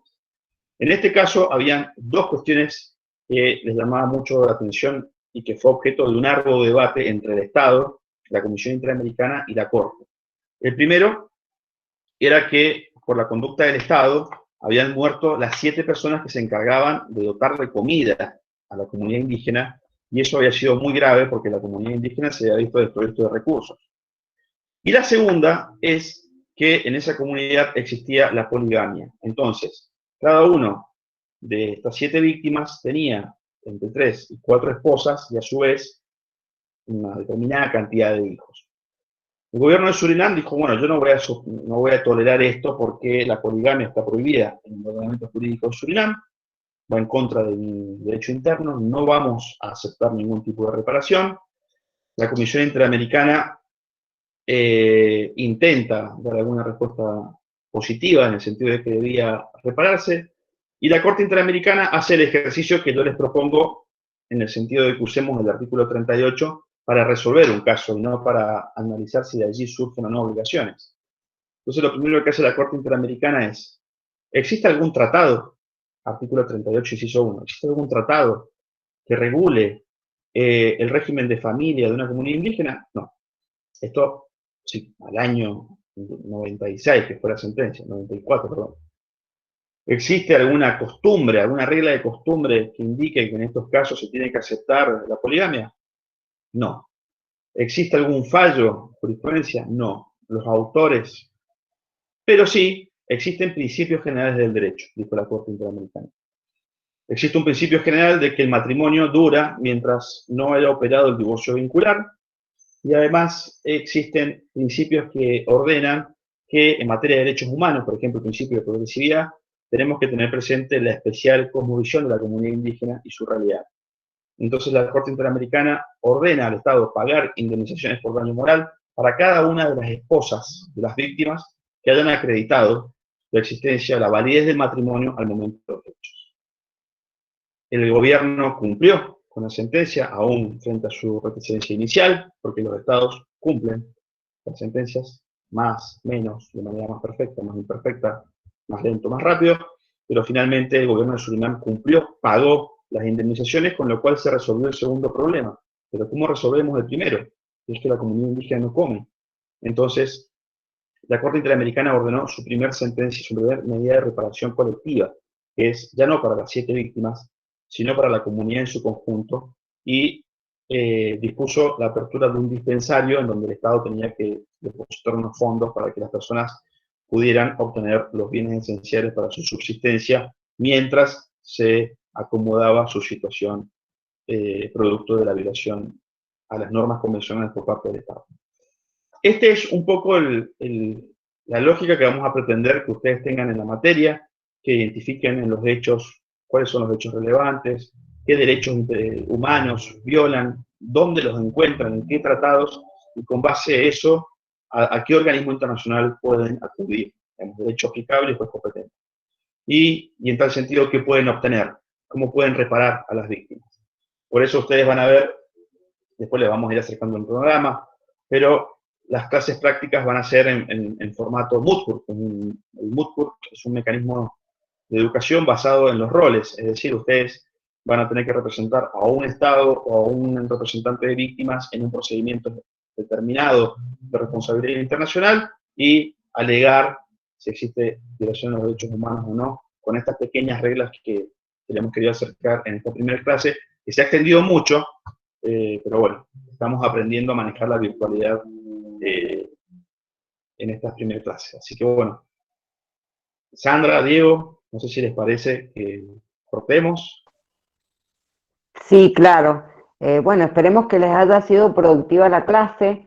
Ha sido mucha información, pero bueno, decirles que de esto se trata. Verán que hemos pasado de la teoría a la práctica, que se han hecho preguntas, que el doctor Andrés Rousset les ha planteado la práctica en los casos que les ha explicado. Y bueno, esta va a ser la dinámica. Recibimos propuestas también. Si tienen inconvenientes, si no pueden, ya les digo, les vuelvo a repetir, si tienen algún problema de conectividad, bueno, comuníquense por privado con nosotros y lo vamos a tratar de resolver. Así que nada, muchísimas gracias, profes, muchísimas gracias, doctor Lavado, muchas gracias, Andrés. Y no sé si Diego quiere decir algo.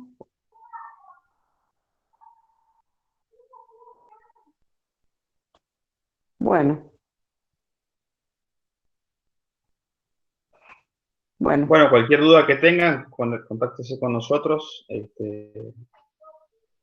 y quedamos a su disposición. Bueno, muy bien. Chau, chau.